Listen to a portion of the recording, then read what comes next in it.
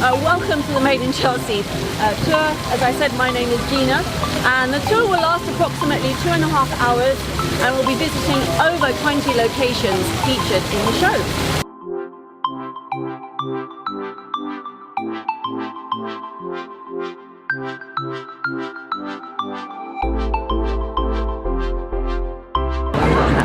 For God's sake, will you maintain a modicum of decorum? So again, one of the guys is very cool.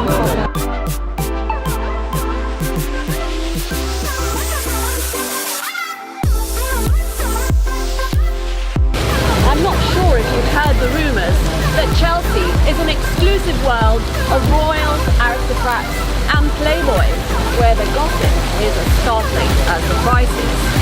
Now, according to Peggy, in the first series of Made in Chelsea, it's all true.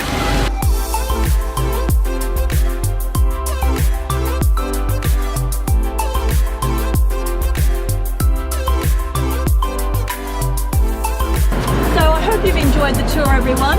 It's been a real pleasure showing you around, especially in weather like this. And I hope you get time to check out some of the venues that I showed you, share the gossip with your friends and family.